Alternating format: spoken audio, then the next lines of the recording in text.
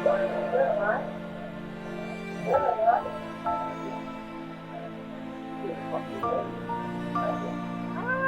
don't do that. I don't do it on that day.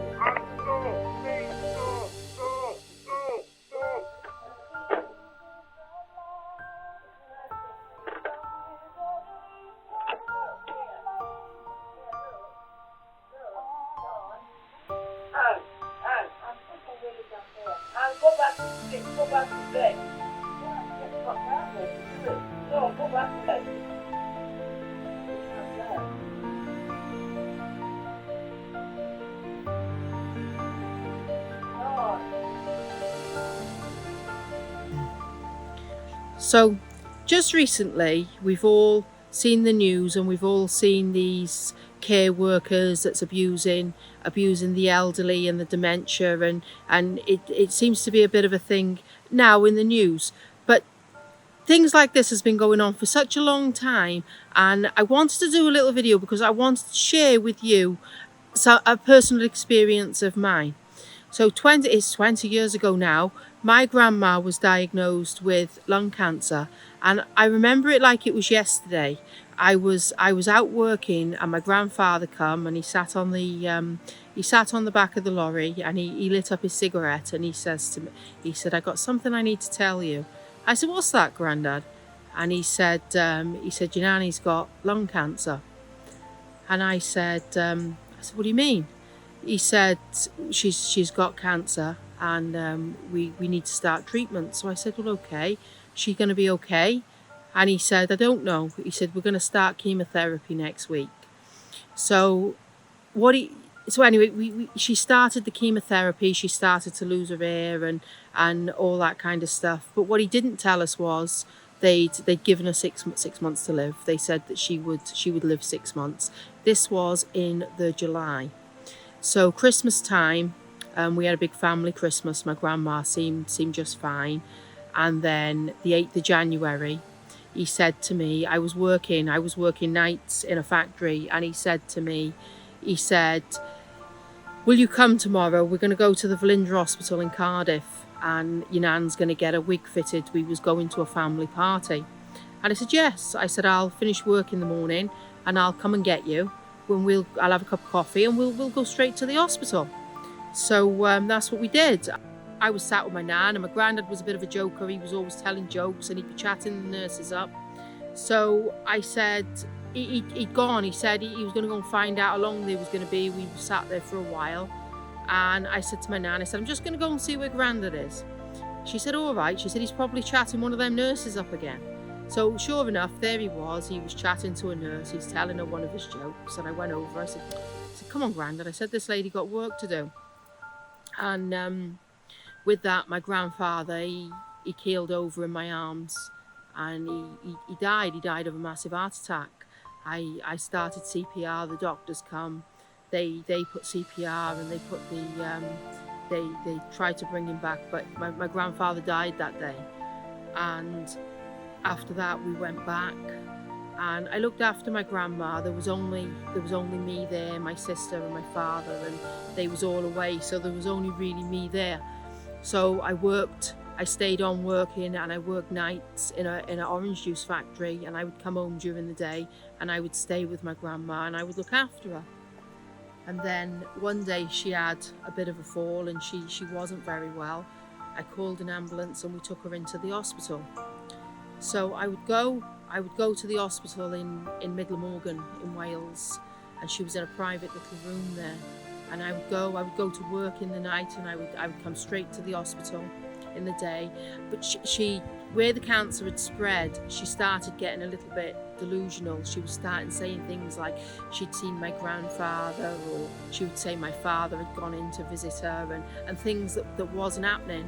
So, but she kept saying to me, the nurse is washing me in cold water and she's hurting my arms. And I would say to her, are you sure, Nan? And yes, she's hurting me. She said, she's hurting me. She's going, look, and she had a little bruise on her arm. And I said to her, and the nurse has done that to you? Yes. So I went out and I spoke to the sister on the ward. And I explained, I said, look, I told her what my grandmother was saying. And she said, oh no, she said, she's being looked after. We're taking good care of her. So I would lay up on the bed with her in the hospital.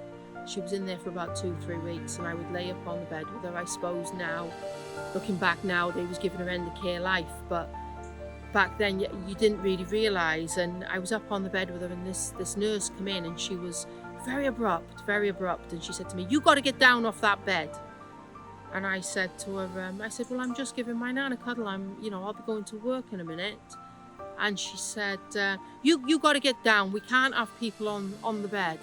So I said, okay. So I sat on the seat, and she said, well, it's past visiting time anyway. And I said, well, there's only the two of us here. My father's miles away. My sister's in Bristol. There's only the two of us here. My uncle don't come and see her at all. So there's only really me and her.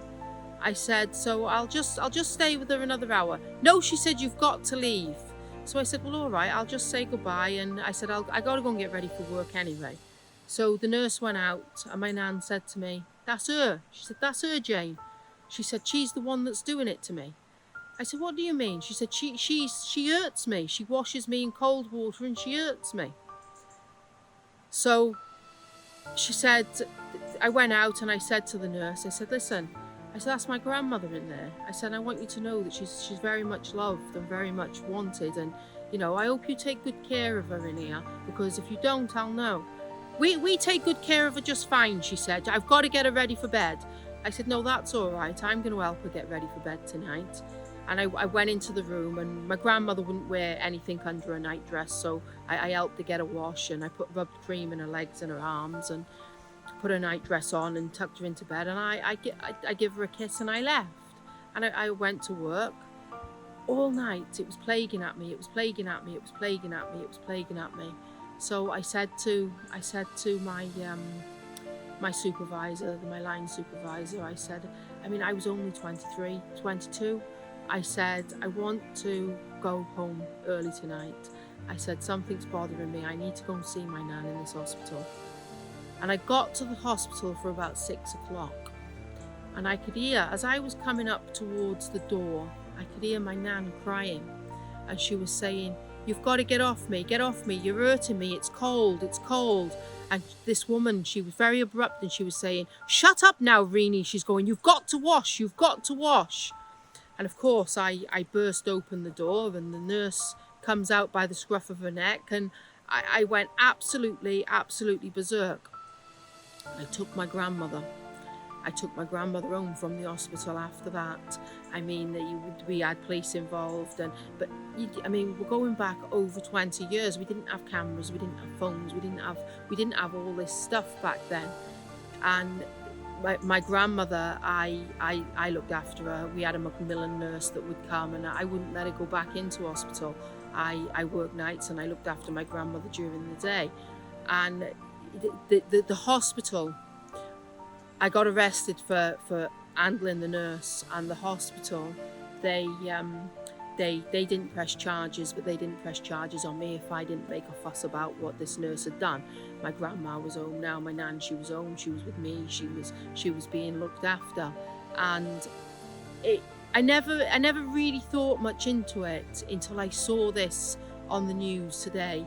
And this has been going on for such a long time, that it happened to me, it happened to my nan, it probably happens to most, not all, but maybe most. 90% of nurses and care workers, doctors, they're 100%, but you've got the 10%. And I think what I'm really trying to say is that we all need to be vigilant.